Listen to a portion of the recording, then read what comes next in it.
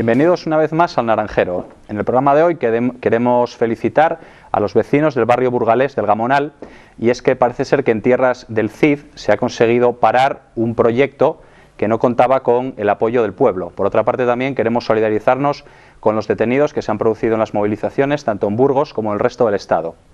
Bien, en el programa de hoy vamos a tratar sobre el capitalismo como crisis continua. Cuentan los entendidos, dicen los opinólogos, que la crisis que vivimos actualmente se originó allá por el año 2007, cuando un conjunto de trabajadores norteamericanos se pusieron de acuerdo para dejar de pagar sus hipotecas y, por tanto, vivir debajo de un puente o de los auxilios sociales antes que trabajar.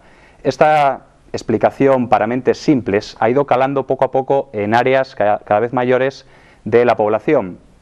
Naturalmente, nosotros consideramos que no existe una crisis, sino que el capitalismo propiamente es la crisis, y que estamos asistiendo a un proceso de pérdida de derechos sociales y de pérdida de derechos, podemos decir, existenciales. Por tanto, queremos tratar de todo esto y de los saqueos a los que se está sometiendo a la clase trabajadora. Antes de comenzar el programa, tenemos que decir que nos hemos puesto en contacto con diferentes grupos políticos con representación en el Principado de Asturias, como Foro, Partido Popular y Partido Socialista, por si querían participar en este debate. No hemos recibido contestación, salvo de UPyD, que han dicho que en principio se lo pensarían. Bien, para el programa de hoy contamos con los siguientes invitados. A mi lado tenemos a Alejo Mancebo, que es médico y miembro de la Plataforma por la Salud Pública Asturiana. Gracias por acompañarnos, Alejo. Igualmente tenemos a Itziar Fuente Martín, que es estudiante de Biología y miembro del movimiento estudiantil. Gracias por acompañarnos, Itziar. Tenemos con nosotros a Diego Díaz, que es activista de los movimientos sociales y que colabora habitualmente con el periódico Diagonal de Asturias. Gracias por acompañarnos, Diego. Y a mi lado tenemos a Marco Fernández, que es miembro del Partido Comunista Obrero Revolucionario. Gracias por acompañarnos, Marco. Igualmente contamos con Amador Díaz, miembro de Comisión de Acción Revolucionaria, y con Samuel Fernández, miembro también de Comisión de Acción Revolucionaria. Pues para empezar el debate podríamos empezar preguntándoos si realmente estamos en una crisis o es el sistema. ¿Hay salida a esta crisis? Y si la hay, ¿esa salida está dentro del sistema? Bueno, yo creo que ahora mismo, a tenor de lo que estamos viviendo y de lo que se vivió en años pasados, analizando un poco la historia reciente, es más que evidente que no existe una crisis del capitalismo. El capitalismo en sí es una crisis, funciona de esta manera, no podría funcionar de otra. Es imposible completamente. Si vemos las crisis desde el 29, que desembocó en la Segunda Guerra Mundial, pasaron 40 años de keynesianismo. Eso se vino abajo, llegó la crisis de los 70, llegaron los neoliberales, en los 90 hubo otra crisis, pasaron 20 años, desde los 90 no pasaron ni 20 años y ya hubo otra crisis gorda, que es la del 2007, la que se supone que estamos viviendo, la que ellos llaman la crisis del 2007, pero está clarísimo que las crisis cada vez son más cercanas en el tiempo y cada vez son más largas. Otro dato que nos indica claramente que no hay salida ahora mismo, que no es una salida de la crisis, sino que funciona así de esta manera, es lo que dicen los propios medios del sistema. Y es que están dando datos ahora mismo en España que dan una reducción en un año de un 25% del paro, cuando ellos mismos, de un 26 a un 25% del paro. Cuando ellos mismos están diciendo eso, ¿qué será lo que nos espera realmente? Hablan también de que si esto realmente se va a acabar en el 2032. Bueno, si no estamos asistiendo a la crisis que desembocará en otra guerra que no se sabe muy bien qué pasará, estamos en la antesala de la siguiente crisis que no sé si acabará con todos. La pregunta de si hay salida dentro del sistema, es evidente que no. Ahora mismo no hay nadie que pueda pensar que dentro del sistema podemos salir. La cuestión es, para acabar con esta supuesta crisis, lo primero que hay que hacer es acabar con el sistema. La pregunta, y lo que yo creo que realmente hay que entender, es cómo lo hacemos, y si ahora mismo se está planteando, tanto dentro del arco parlamentario, de los movimientos sociales, de los movimientos ciudadanos, de las mareas, si se está planteando realmente una salida del sistema o simplemente se está intentando pactar para que pues los de arriba nos pisen un poquito menos la cabeza y podamos respirar y podamos volver a producir como producíamos antes y sigamos siendo pues esclavos, que al final es lo que entienden que somos. Lo que estamos asistiendo ahora mismo pues es una intensificación de la explotación y un saqueo continuo de la clase trabajadora. ¿Apretarán? Pues apretarán hasta que nosotros digamos basta y hasta que propongamos y pongamos encima de la mesa dos cosas. Lo primero, la fuerza para negociar o para ir a por ellos, y lo segundo, las ideas para cambiar esto que nos está ocurriendo. Y yo creo que bueno, no sé hasta qué punto se está planteando eso ahora mismo desde distintos movimientos.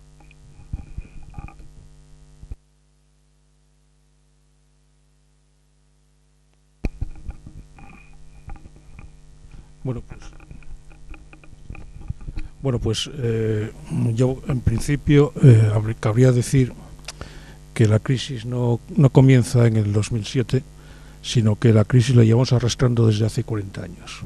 El capitalismo entra en crisis, el modelo keynesiano, en la década de los 70. Nixon tiene que poner freno, digamos, al patrón dólar como moneda de cambio. El sistema monetario internacional queda de monedas flotantes. Es decir, es una crisis. Bueno, es que se acaba con el modelo Bretton Woods, que es el modelo, digamos, keynesiano, para entendernos históricamente. Se acaba con el modelo Bretton Woods y precisamente la alternativa que tiene el sistema capitalista para intentar prolongar, digamos, el modelo es la vía neoliberal, la llamada vía neoliberal. Pero es una crisis provocada precisamente por el propio sistema capitalista. El capitalismo funciona de dos formas, es decir, necesita la posibilidad de la crisis como un requisito indispensable para que el modelo funcione, y al mismo tiempo es una necesidad. Las crisis dentro del capitalismo son una necesidad precisamente para reconvertir, digamos, procesos productivos, para reactualizar modelos de relaciones de producción. Y los ciclos económicos, ya estudiados por tanto los modelos clásicos de Juglar como de Kondratiev, hablan precisamente de cómo las crisis tienen una periodicidad habitual, pero son crisis inherentes al propio sistema capitalista. El capitalismo no solamente no puede vivir sin crisis, sino que la crisis es inherente al capital. Y es consecuencia de un antagonismo entre las relaciones de capital y trabajo.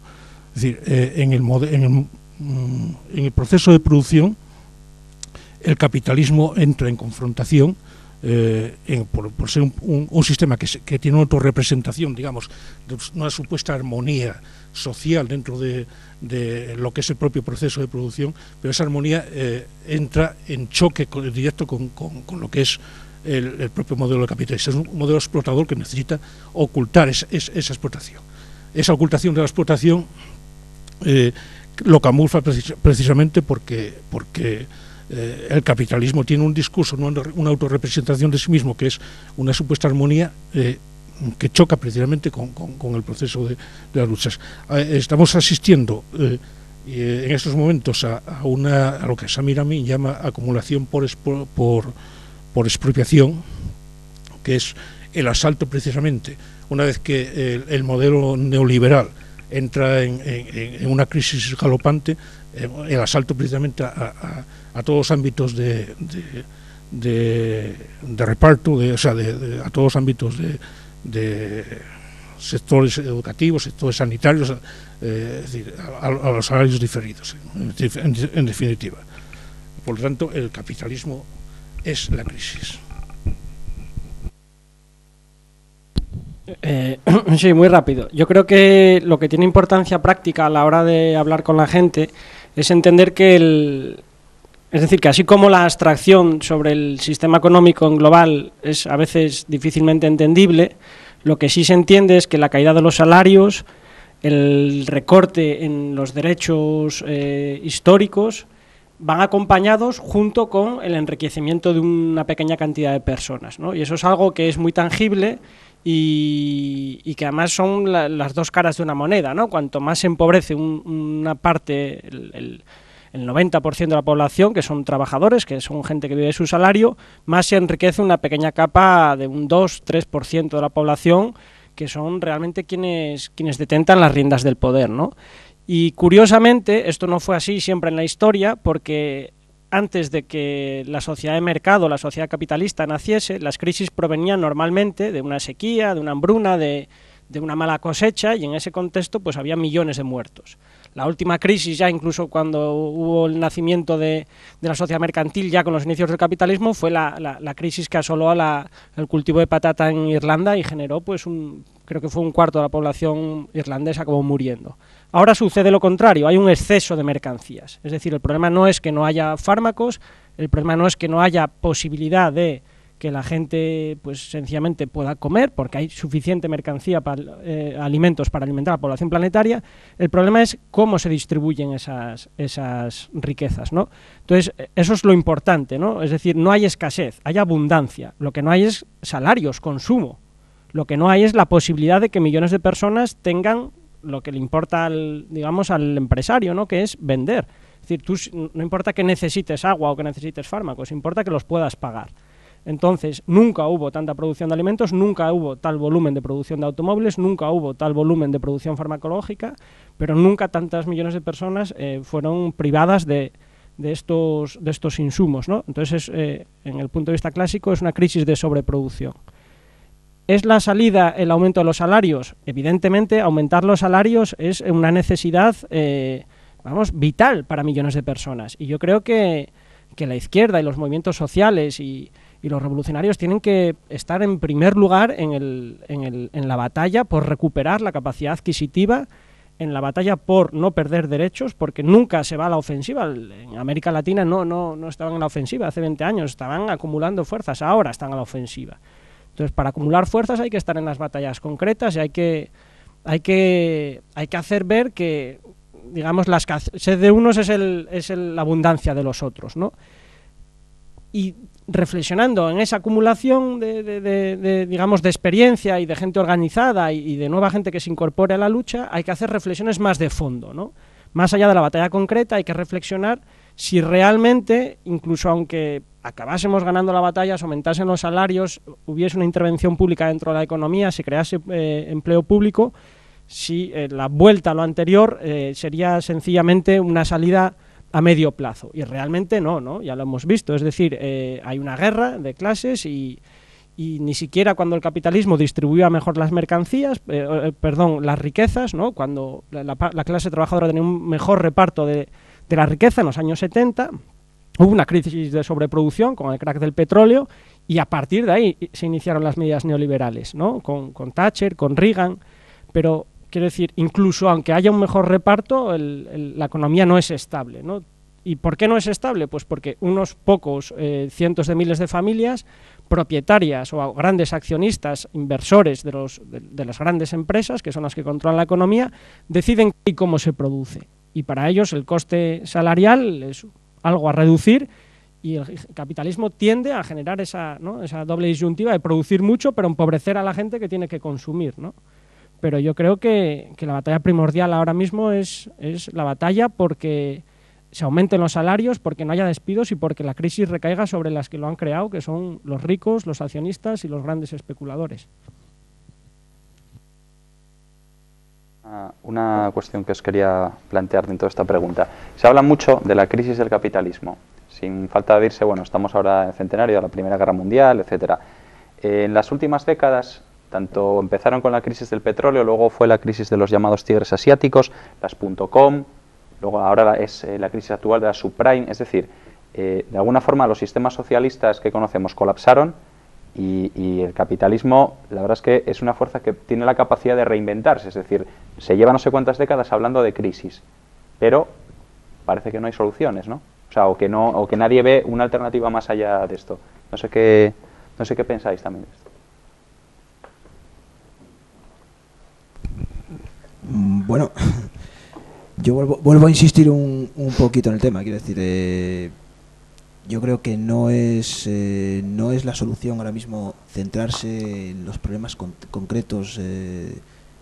No creo que sea la salida, y lo digo de verdad. Quiero decir, se está viendo que no hay la gente no se anima realmente a ir más allá. Quiero decir, la gente, por ejemplo, que está por el tema de las subordinadas o el tema de las preferentes, la gente que está metida en la PA, cuando tú vas a un desahucio, cuando vas, bueno, cada uno se preocupa de lo suyo y no hay un mensaje realmente que hilvane un poquito toda esa idea y junte y pueda hacer que toda esa gente acabe luchando. Entonces yo creo que ese es un grandísimo problema. Cuando yo solamente me preocupo de que me suban el salario, pues claro, cuando a mí me suben el salario me da igual ya lo que pase al resto del mundo. Y eso, ¿qué es lo que está haciendo realmente? Lo que está haciendo es dando más poder todavía al sistema. O sea, lo que está haciendo es parcializando todavía más las luchas. Entonces, yo lo dije en su momento también, y no lo digo solamente con esta gente, lo dije en su momento también con el tema de los mineros y tal. Tuve unas, se recordará, tuve unas discusiones increíbles en los movimientos sociales, porque me parecía que no se debía dar apoyo a la gente, no se debe dar a la gente un cheque en blanco. Quiero decir, yo no voy a apoyar a una persona a la que están desahuciando si realmente él después no se va a mover absolutamente para nada para otra persona a la que le están pues quitando el dinero de otra manera, o para los que... ¿Eso cómo lo sabes? ¿Cómo lo sé? Por la experiencia personal. Quiero decir, porque si estoy metido o estuve metido en varios movimientos, sé cómo funciona. Quiero decir, sé que la gente no se implica después. Entonces, ¿cuál es tu alternativa? Mi alternativa, la de no dar cheques en blanco. Mi alternativa es hacer lo que estamos haciendo aquí ahora mismo. Quiero decir, cuando la gente realmente se vea tan ahogada, pues tendremos que estar ahí. Pero yo lo que no veo realmente es correr aquí ahora para tapar este agujero, ahora correr para tapar este otro. Y al final, ¿qué es lo que ocurre? Es también una política un poco clientelista, es decir, yo te ayudo a ti en tu problema si tú me ayudas a ganar una cuota de poder en un ámbito más general, ¿no? Por supuesto. Es que yo creo que lo otro no tiene ningún sentido, y al final estamos viendo que la gente está cada vez más quemada y yo no veo que la gente salga. O sea, quiero decir, yo me gustaría saber, en 3 años prácticamente que lleva mucha gente en la calle, si se ha avanzado realmente en la lucha contra el sistema, o estamos cada vez perdiendo más derechos, cada vez nos están machacando más y cada vez hay menos posibilidades de salir de esto. Yo cada vez lo veo todavía, o sea, cada día lo veo todavía peor. O sea, no veo yo que haya realmente una crítica al sistema, y es lo que creo que está fallando. Bueno, yo eso que comentaba el compañero, yo lo que quería comentar un poco es que, bueno, yo creo que la primera cuestión que hay que desmentirle a la gente, y lo comentabais previamente, es que la crisis es una excusa para todas las cosas que están haciendo, ¿no? Yo creo que ahora mismo está empezando a calar ya en la sociedad, ¿no?, que esta situación, es decir, al principio se nos vendía una circunstancia, es decir, una crisis que estaba producida por no se sabía muy bien qué, pero que bueno, servía para todos los recortes que se están produciendo, ¿no?, para los despidos, para toda la situación de precariedad que está viviendo ahora mismo la población.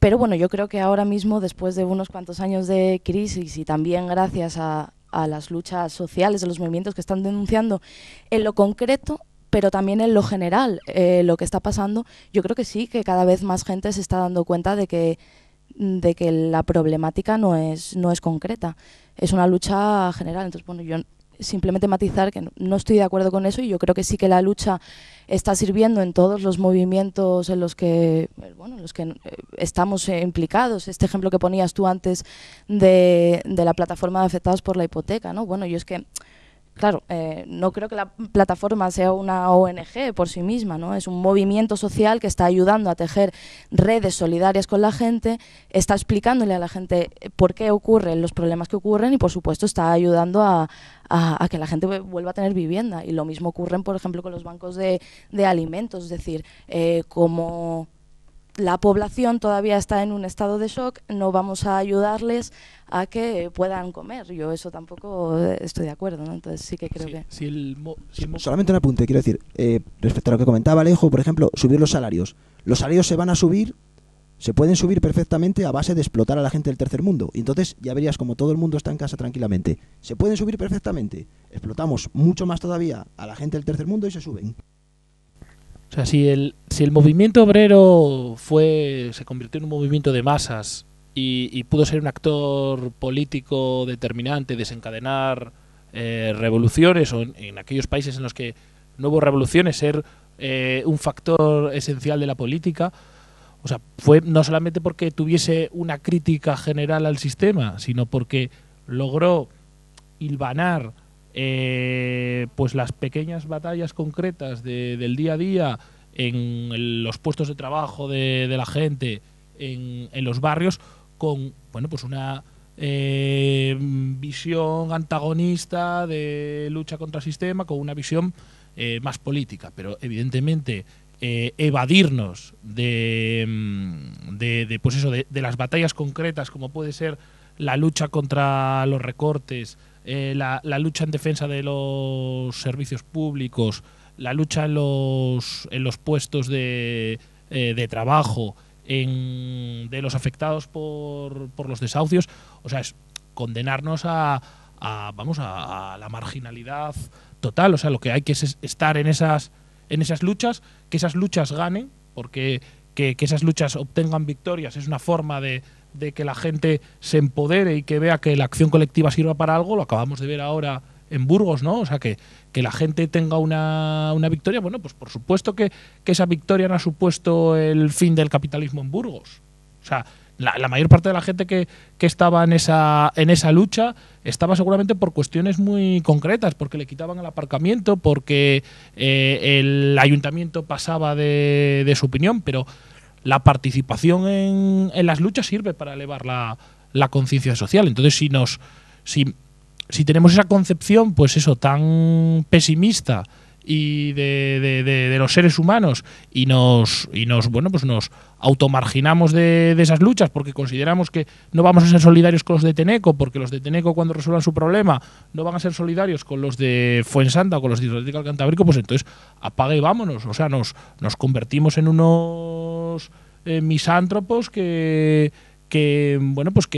con una concepción totalmente lúgubre. O sea, lo que tenemos es que tratar de que esas luchas concretas sirvan para elevar la conciencia social. No, solamente decir que yo no dije de evadirse de esas luchas. Yo digo que no hay que dar cheques en blanco.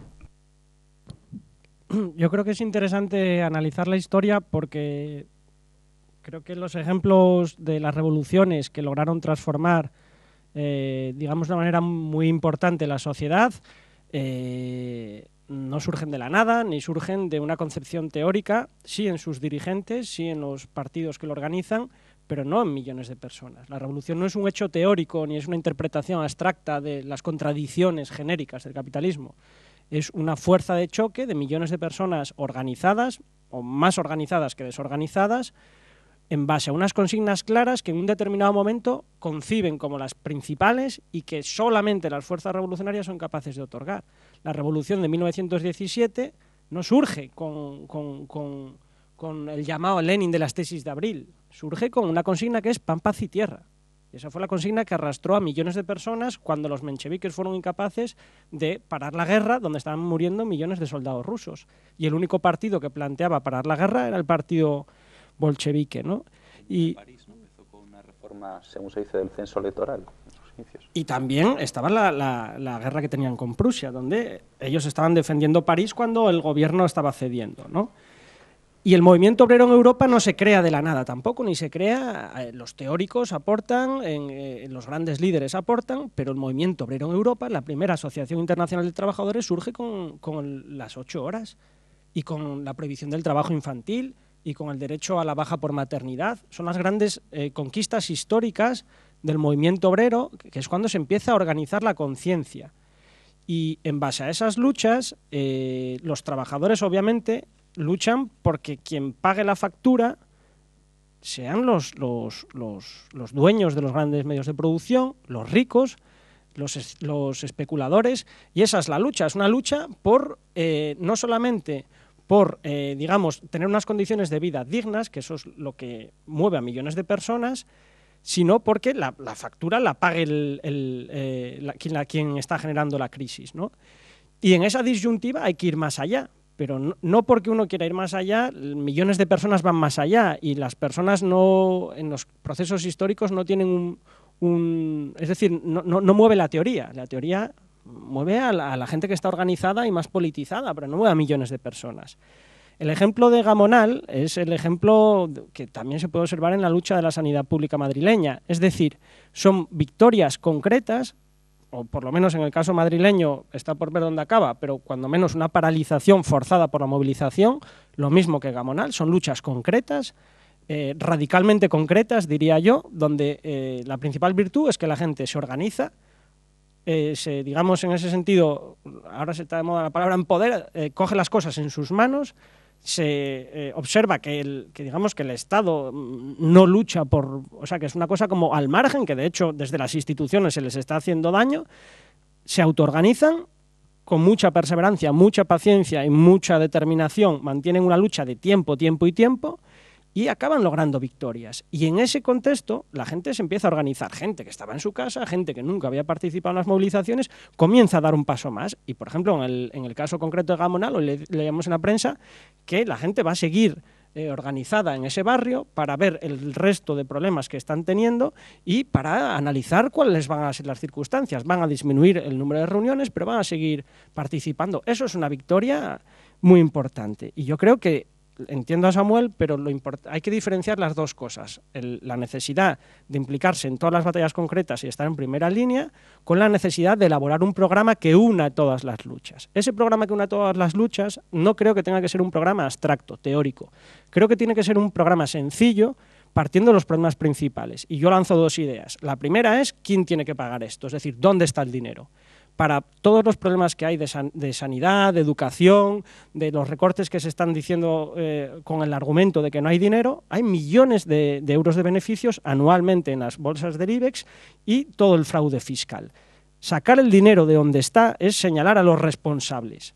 Tiene que haber un programa de intervención pública, el sector privado no está creando empleo y el empleo es el principal problema que hay en este país.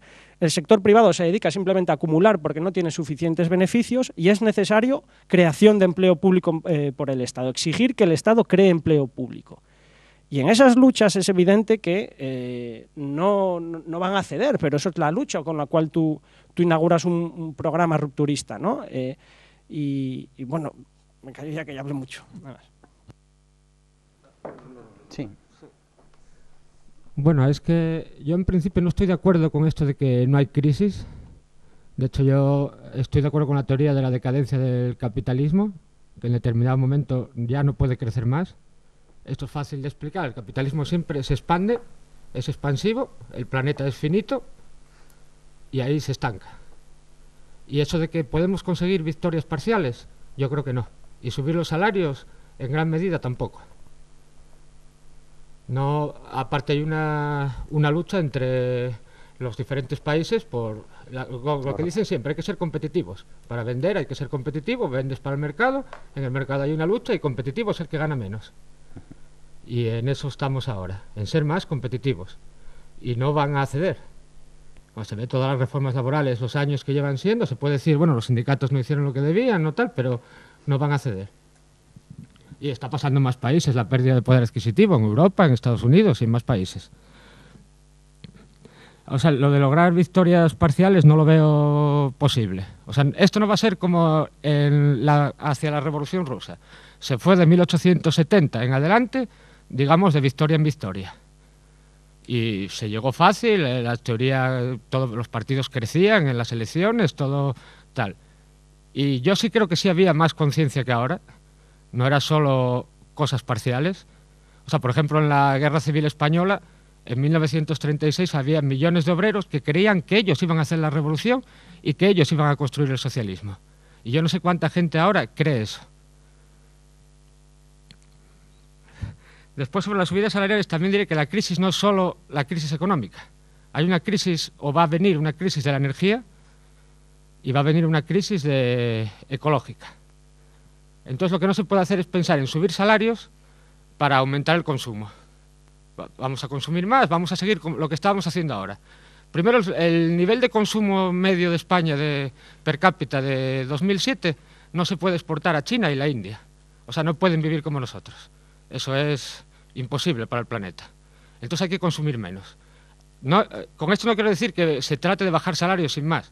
Es bajar los salarios, bajar la jornada laboral, porque hoy por hoy es inviable que aparezcan 6 millones de puestos de trabajo. Y dar salario diferido, en especie a ser posible, para ir eliminando el dinero.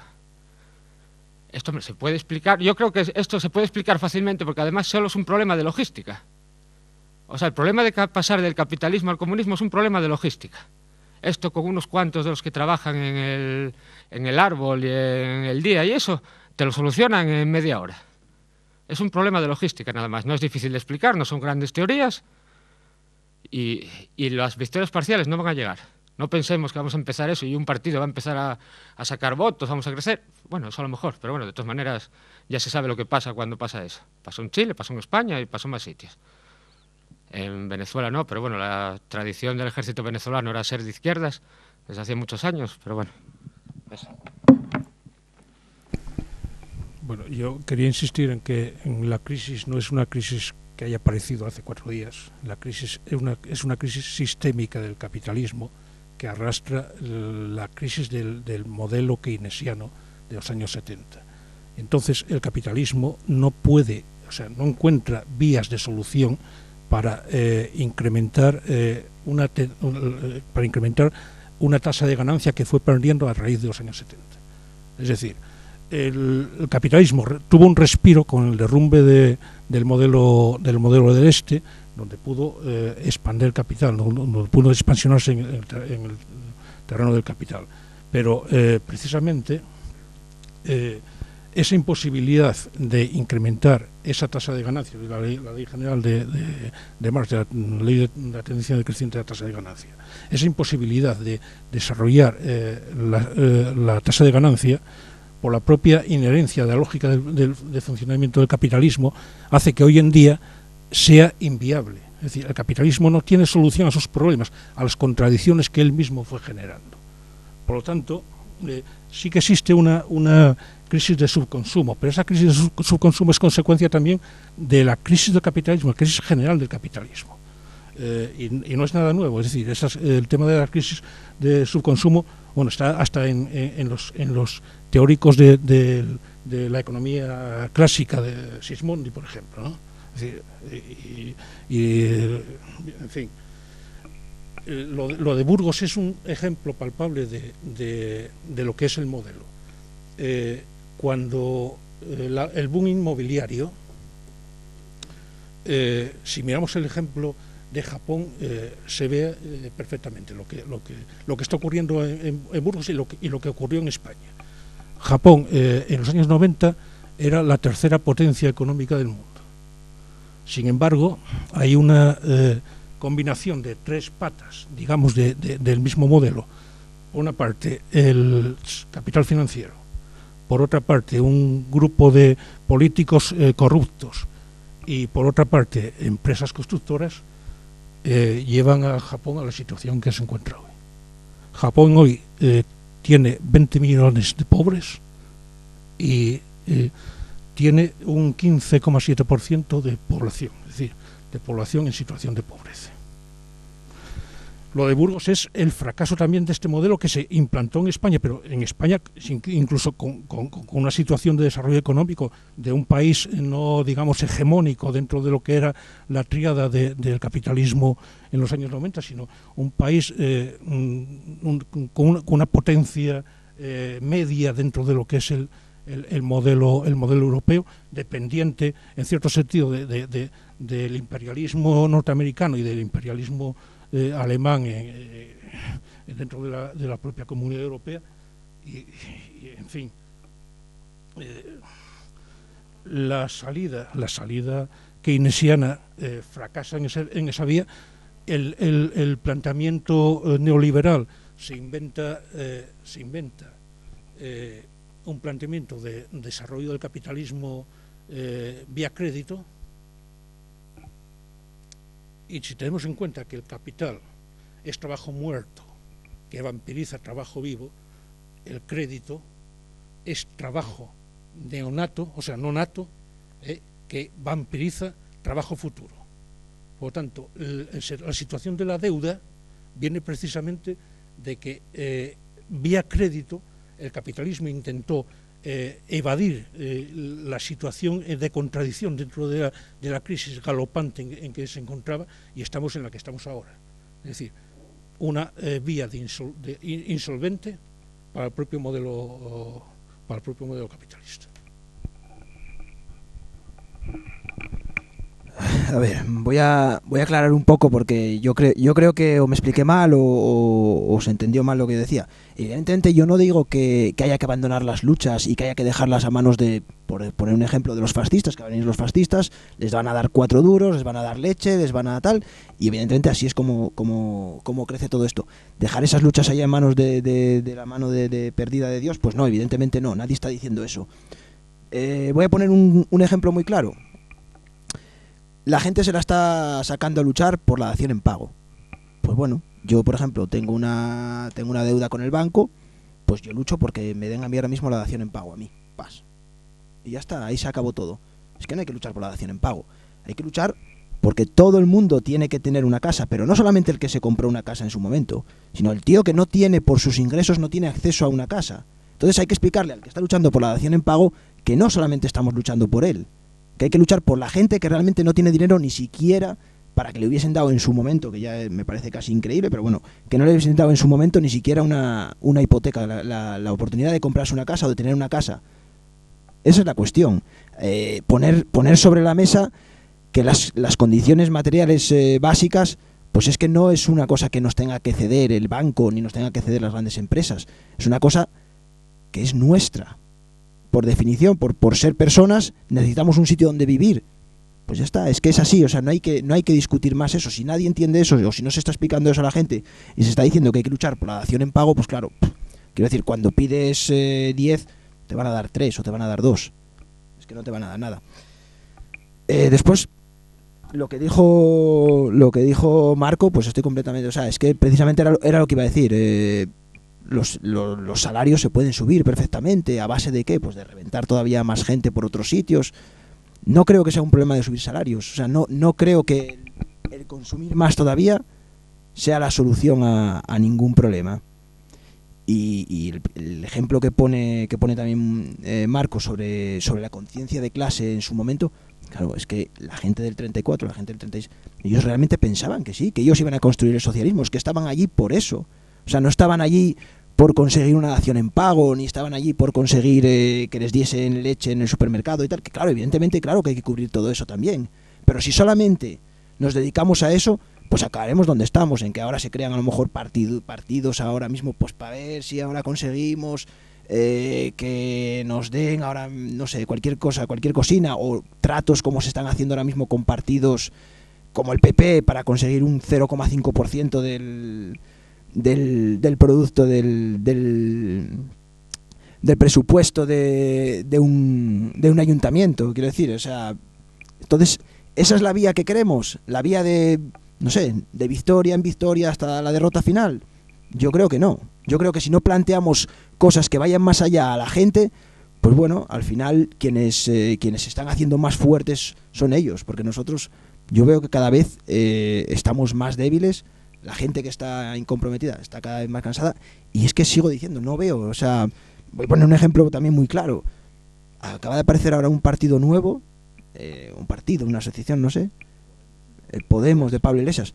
Bueno, es que, quiero decir, lo que plantea básicamente, no sé, yo me quedo alucinado, porque además creo que es bastante interesante todo lo que hacía, pues los debates, pero lo que plantea es que, bueno, es deprimente prácticamente, o sea, es que es, no sé, pedir migajas, o sea, no entiendo, y ese se supone que es, bueno, el no va más de lo revolucionario que hay ahora mismo, que va a haber ahora mismo dentro del... Él planteaba un sistema de democracia directa para que la gente, bueno, pudiese decidir sí, de pero una es que, forma no es representativa, ¿no? Pero es que eso es, quiero decir, decidir qué exactamente, porque es que si lo que vamos a decidir es solamente la dación en pago y no salir del euro, no salir de Europa, no plantearse realmente romper con las relaciones de poder, o sea, si no hay ningún tipo de planteamiento de eso, pues es que al final vamos a perder de nuevo. Entonces no sé, no acabo de ver que el subir, por ejemplo, los salarios nos vaya a ayudar a la larga en nada. Ayudará pues al que le suben los salarios en su momento, pero al resto de la población no le va a ayudar para nada. La dación en pago, sí, la dación en pago se le subirá pues al que ahora mismo tiene una hipoteca, pero ¿realmente eso sirve para cambiar la realidad que estamos viviendo? Yo creo que no. Muy breve. No, es curioso que incluso estando de acuerdo con parte de lo que dice Samuel, es decir, no hay absolutamente ninguna tendencia histórica ideológica que no haya intentado crear hasta sus propios sindicatos. De hecho, el partido nazi de Hitler creó su propia rama sindical y tuvo una influencia electoral creciente cuando tenía una influencia electoral, o sea, cuando tenía una influencia sindical creciente también entre los trabajadores alemanes. Es decir, lo que plantea Samu de yo hasta que no se planteen las luchas finales no doy un paso en ayuda de nadie. O sea, todas las corrientes políticas, la socialdemocracia, el fascismo, todas crean sus estructuras, porque ¿dónde van a explicar todo su programa político y su visión de sociedad? Estando donde está la gente y al lado de la gente. Lo que pasa que, claro, lo explicaban para su causa completamente negra, oscura y reaccionaria, ¿no? Pero yo creo que para poder explicar las cosas hay que estar con la gente, sencillamente. Y luego hay que diferenciar dos cosas. Es evidente que yo planteo que para mantener la sanidad y la educación hay que aumentar los impuestos a los ricos, pero yo no estoy de acuerdo con que haya ricos y pobres, porque la circunstancia sería, es decir, no por pedir que se aumenten los impuestos a los ricos para mantener el presupuesto de la sanidad pública, yo estoy a favor de la división de clases en la sociedad, pero es que en el contexto actual es una dirección que hay que tomar para poder solucionar los problemas concretos. Y cuantos más seamos y cuanto más se avance y cuantas más organización y más conciencia haya en ese paso, más adelante iremos en el programa, pero no se pueden plantear las cosas de manera abstracta y teórica. Y luego es curioso que se hable de que no hay que aumentar los salarios. Bueno, cuando la gente vive con salarios de 600 euros, entonces ¿qué hay que pedir? ¿Que se abola el trabajo? ¿Que se abola el salario? Hombre, creo que hay que tener un poco de seriedad también en las circunstancias. ¿Y que hay que consumir menos? Hombre, cuando la gente, el problema fundamental que tiene ahora es que le echan de la casa porque no tiene dinero, pero y que la bombona de Buntano y que tiene que pagar el transporte público ahora de la ambulancia no va a tener que pagar, pero la prótesis va a aumentar está aumentando el copago de fármacos. Pero entonces, si la gente no llega a fin de mes, ¿qué pedimos? No pedimos que se aumenten los salarios, pedimos que la gente que luche contra el capital. Bueno, eso es muy bonito, el que come y el que lo tiene asegurado pues lo podrá decir así, pero el que no, pues va a luchar por lo suyo y es normal. Y dependiendo quién tenga al lado, pues él tendrá una opinión en un determinado momento, otra, de la gente que dice defenderle, ¿no? Y nada más. Y es a partir de esas batallas concretas y de la gente que participa en las batallas concretas donde se construyen las solidaridades. Y donde pues la gente, una vez que comienza a participar, va entendiendo también más los problemas de los otros. O sea, ahora nuestro gran enemigo no es que la gente no tenga una conciencia, que la gente que se esté movilizando no tenga una conciencia anticapitalista clarísima de hacia dónde tiene que ir esto. El problema es que es muy poca la gente que se está movilizando. Nuestro gran enemigo es la resignación, la pasividad y el miedo. O sea que muchísima gente que está viendo pues eso, este saqueo, o piensa que es culpa de los inmigrantes, o piensa que bien que están Rajoy, que es amigo de los empresarios y los empresarios son los que van a poner a funcionar bien este país, o directamente pues está pensando en Belén Esteban y en el fútbol, ¿no? Oye, que está muy bien seguir también el fútbol y a Belén Esteban, pero bueno, que es lo único a lo mejor, pasa de seguir la actualidad, pasa de todo. O sea, que ese es a día de hoy nuestro gran enemigo, o que está también muy instalada la insolidaridad entre la gente, ¿no? Y el individualismo. Entonces yo creo que esos son nuestros grandes problemas, ¿no? Yo creo que todo el mundo que va participando en los movimientos, sobre todo a medida que ve que se van consiguiendo cosas, pues se produce ese proceso de empoderamiento, si la palabra nos gusta, de un poco de entusiasmarse, porque la gente también lo que necesita es un poco de ilusión en el mejor sentido del término. Coincido también con el compañero, ¿no? Que tenemos enfrente un enemigo peligroso, durísimo. El papel que nos están asignando al sur de Europa es ser la nueva periferia del corazón de la Unión Europea. O sea, ya había una periferia muy, muy clara de mano de obra barata que era dentro de la propia Unión Europea, que era Europa del Este, y ahora parece que, bueno, pues que el próximo objetivo, ¿no?, es que el sur de Europa, bueno, que siempre habíamos ido en el fondo periferia, pero bueno, que todavía nos convirtamos más eso en en países de sueldos baratos, economías orientadas a la exportación, al turisteo. O sea, están tratando de reafirmar todavía más esa división económica de Europa, y claro, tenemos unos enemigos muy, muy poderosos, y evidentemente pues no tenemos, como teníamos antes, mecanismos, por ejemplo, como podía ser la devaluación de la peseta, para hacer, pues eso, hablando en su jerga, ¿no?, nuestros productos más competitivos en el mercado internacional. En la medida que no se puede devaluar la peseta, solamente se pueden devaluar nuestras condiciones laborales. O sea que tenemos enemigos muy poderosos enfrente, y esto va a ser una batalla muy dura. Pero bueno, estamos viendo que, por ejemplo, luchas concretas, y vuelvo a la de luchas concretas, como puede ser la batalla del servicio de limpieza en Madrid, ¿no?, que se salda con una victoria. Bueno, pues para la fuerza que había y para la situación en la que está, que consiguieron paralizar los planes más duros de la empresa. Pues bueno, todo ese tipo de cosas contribuyen a que la gente se anime. Hombre, solamente considerar una victoria lo de Madrid, a mí me parece, no sé, me parece bastante grave. O sea, quiero decir, al final se perdieron derechos. O sea, no es una victoria, es una derrota mínima, pero no es una victoria. Bueno, lo que quiero decir es que sí, bueno, los salarios de abajo, o sea, el propio capitalismo en su camino va a ir reduciendo las condiciones de vida y sí obligará a luchar por mejores salarios. Pero la cuestión es que no se cree a la gente que se pueden subir los salarios y que vamos a volver al 2007, a vivir a lo grande, a pedir créditos, perdón. Es que a mí ese discurso me recuerda mucho al discurso de vivimos por encima de nuestras posibilidades. O sea, a lo grande vivía Amancio Ortega y Botín. O sea, los barrenderos de Madrid no vivían a lo grande. Ya sé cómo vive. O sea, que esa idea de no vamos a volver a 2007… o sea, es que me parece que, mira, yo te voy a decir una con cosa. ese tipo de argumentos ahondamos en… Cuando yo compré el primer móvil, el móvil era una cosa de pijos. Ahora somos pijos todos. El ordenador internet era de pijos. Ahora somos pijos todos. A ver si me entiendes, que no se puede estar así. O sea, no se puede decir esto era de pijos y de repente esto es lo que pasó en este país y por eso no hay conciencia, porque se apijotó todo el mundo a vivir como pijos, lo que se consideraba hacía unos años de pijos, y ahora todo el mundo es pijo. Pues me parece, como comentaba el compañero, que una culpabilización de las personas.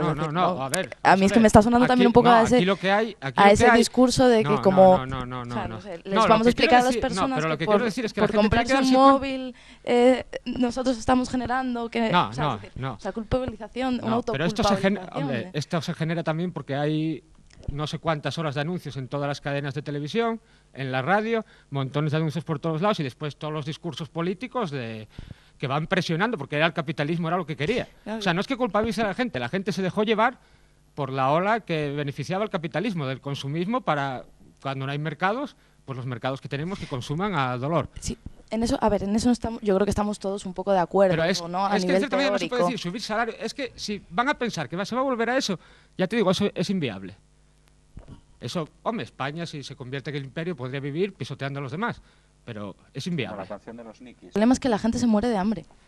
Entonces, claro, vamos a explicarle a las personas que, no, bueno, es que a una persona que está siendo desahuciada, a este hipotético caso que te estoy poniendo yo de la persona que cobra 600 euros, vete a hablarle del decrecimiento en las circunstancias en las que está viviendo ahora mismo.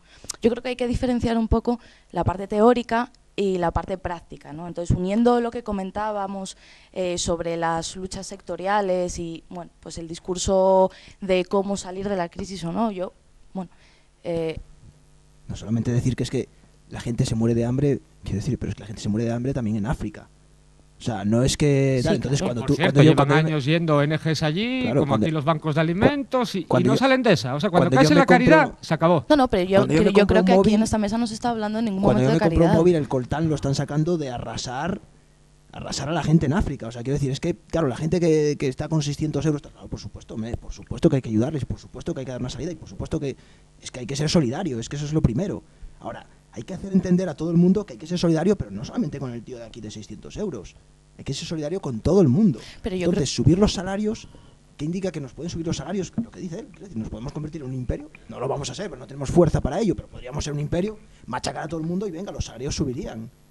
Pero es que esa no es la solución. Y yo creo, lo que estamos diciendo es que esto es una oportunidad para hacer otro tipo de políticas, para sembrar otro tipo de ideas. Y es lo que estamos pensando, que a lo mejor no se está haciendo y no se está aprovechando eso. Yo es que creo que ese argumento es aplicable absolutamente a todo. ¿Para qué vamos a pedir que los niños salgan de las minas si una vez se conceda que los niños salgan de las minas va a seguir la misma explotación a sus padres y a sus madres? ¿Para qué vamos a pedir que no se trabaje 14 horas si aun trabajando 10 horas va a seguir el mismo modelo de explotación? ¿Para qué vamos a pedir? Bueno, y podemos hacer un largo etcétera. Es decir, la gente tiene necesidades concretas. No, pero a ver, Sí, me voy a explicar un yo momento, creo porque que creo que está no diciendo él- entendéis Sí. tampoco todo. Sí.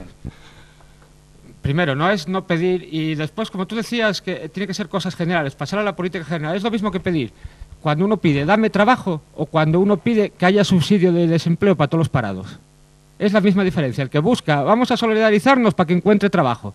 No, lo que tienen que hacer todos es pedir subsidio de desempleo para todos los parados. Y así se soluciona el problema, ya. No es que a mí me den trabajo, al otro den trabajo, que algún grupo encuentre trabajo. Que haya un subsidio de desempleo y solucionamos el problema de momento, pero bueno. Bueno, pero aquí algo se arregla. Pero aquí es que estamos cambiando de tema. Vamos a ver. Estamos entrando en el tema de lo que es la conciencia de clase.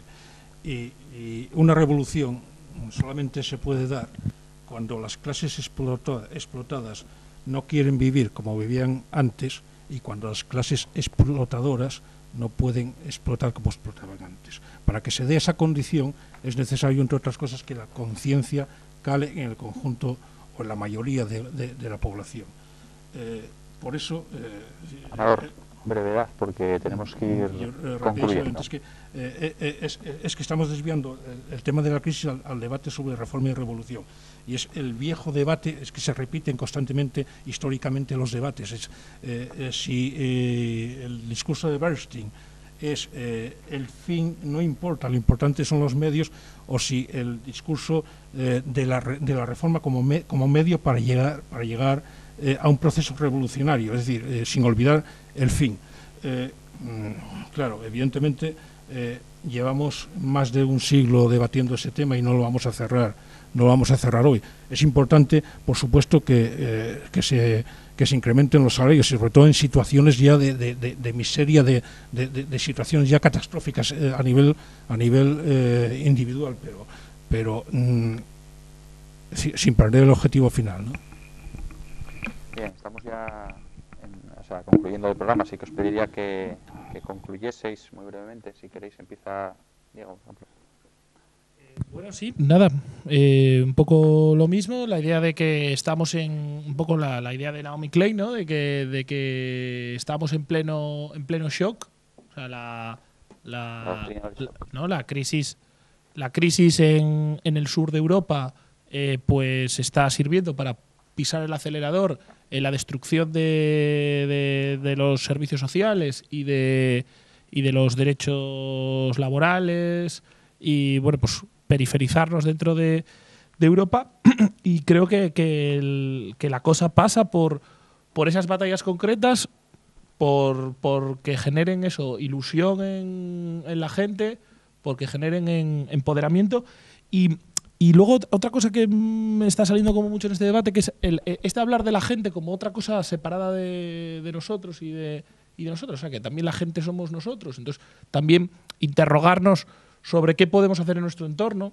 O sea, qué podemos hacer en nuestro puesto de trabajo, el que lo tenga, qué podemos hacer en nuestros nuestros barrios y dejar de pensar en la gente como algo separado de nosotros a lo que le tenemos que llevar como la ideología, ¿no?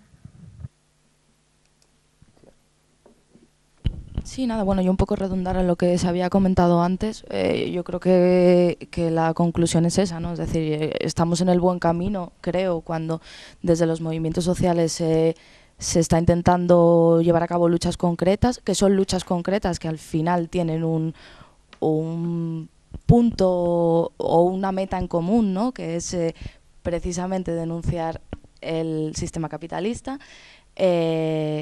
Y bueno, yo creo que sí que se consiguen, como comentábamos antes, sí que están consiguiendo pequeñas victorias que sirven para que la gente se vaya sumando, para que la gente entienda que sí, esa frase, ¿no?, que se utiliza mucho ahora de que sí se puede conseguir cosas, que la lucha solidaria, que la lucha entre todos da resultados.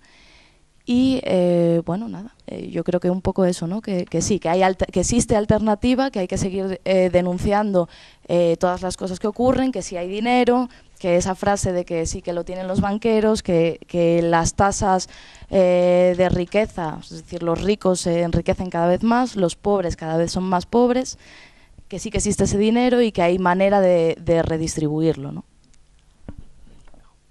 Sí, muy breve. Yo diría que toda victoria concreta puede tener un doble visado. Es decir, cuando el gobierno francés de la izquierda plural en los años 80, incluso a la salida de la Guerra Mundial, nacionaliza empresas, no lo hacía el gobierno francés liderado por los grandes, digamos, burgueses franceses, no lo hacía para satisfacer una necesidad popular, sino para contener al movimiento obrero que estaba en la ofensiva. Las concesiones de posguerra, con el establecimiento de los grandes sistemas sanitarios y de protección social, fueron una concesión para no perder lo mayor, que era cuando tenían miedo y pensaban que les iban a hacer una revolución en Europa, ¿no? Pero esa virtualidad está dada en otro contexto, y esas luchas, digamos, eran concesiones y a su vez eran victorias. Todo depende de cómo se oriente el asunto. Entonces yo creo que en el momento actual de lo que se trata es de pasar de un estado de apatía generalizada, como el que se vivía hace 15 años, con un bajo nivel de organización y concienciación. Estamos viviendo que con cada lucha concreta, y vuelvo a repetir, los vecinos de Gamonal siguen estando organizados, van a seguir perseverantes, eso decían, a ver lo que dura, y creo que en esa disyuntiva hay que ir introduciendo debates de medio y largo plazo, que son los que comentabais vosotros y que recalcáis tanto, y nosotros tal vez estemos recalcando el otro aspecto. Creo que son complementarios. En la participación y en las luchas se tienen que ir introduciendo debates más globales sobre el modelo de sociedad que queremos, sobre cómo se debe gestionar esa sociedad. Creo que tiene que haber un programa intermedio, de puntos intermedios, de hacer pagar la crisis no a los trabajadores, que son quienes la están haciendo recaer, sino en los grandes capitales, en los grandes defraudadores, en los grandes especuladores. Y luego, evidentemente, para que no se vuelvan a repetir la crisis, la sociedad, los vecinos, los ciudadanos, los trabajadores tienen que poder controlar los grandes medios de producción, las grandes empresas, las grandes riquezas, como estamos viendo en América Latina, y en base a ese control social, ¿no?, de la riqueza, pues determinar los derroteros que se quieren tomar. Y esta lucha concreta, esta reflexión, este programa de medio plazo y esa discusión sobre el modelo de sociedad son tres patas que creo que no podemos perder ninguna de las tres. Marco. Bueno, yo decir primero que sí estoy de acuerdo con Alejo que hace falta un programa medio, ni un máximo ni un mínimo, un programa de transición, si lo quieres llamar así. Y bueno, decir que determinadas victorias concretas, bueno, no, es que yo creo que las luchas tienen que ser más generalistas, más que luchas demasiado concretas, que si no, no se va. Y aparte también decir que los movimientos sociales no le meten miedo a la burguesía. No es lo mismo un partido bolchevique que una federación de movimientos sociales. Amador. Sí, vamos a ver, la cuestión es que algunos vivieron por encima de nuestras posibilidades y siguen viviendo por encima de nuestras posibilidades. Es decir, ¿quién está en crisis? Las empresas del IBEX 35 siguen ganando más que nunca. El planteamiento que hay que hacer, me parece, es precisamente dentro de la batalla ideológica, que la ideología es importante en esta cuestión, rebatir precisamente todo el discurso de individualismo, de todo el planteamiento de privatizaciones. Hay que reivindicar nacionalización de sectores públicos, y hay que reivindicar socialización de medios de producción. Bueno, yo insistir en que no estoy diciendo nada. Yo creo que nadie en esta mesa está diciendo de dejarlos a la gente que se mueran en las calles y debajo de los puentes y no hacer absolutamente nada. Creo que ha quedado bastante claro que no era eso lo que se está planteando. Se está planteando el ir más allá de lo que se está yendo, y creemos muchos que es necesario. Voy a poner un ejemplo muy claro y que se va a entender perfectamente lo que estoy diciendo. Yo estuve por casualidad en una de las reuniones de esto de la deuda subordinada, y ahí se planteó el pedir ayuda a Foro, al PP, a Izquierda Unida. Quiero decir, los mismos que son los que están creando el problema, ¿realmente creemos que son los que nos van a ayudar? O sea, me parece ridículo y me parece absurdo. Y hay ejemplos muy claros. Quiero decir, vuelvo a repetir, el trato ahora mismo que acaba de decir Izquierda Unida aquí en Oviedo con el PP, que es por una miseria. ¿Por qué? O sea, es que no se acaba de entender. Y eso es porque no hay una visión y porque hay un cortoplacismo puro y duro, y lo único que interesa muchas veces es pues lo que interesa. La crisis no es solamente en Europa, es que estamos volviendo a lo mismo, insistir, a parcializar de nuevo la lucha, ya no solamente entre unos y otros, sino entre zonas. Entonces, si no tenemos una visión un poco más larga, quiero decir, un poco más allá, es imposible hacer nada.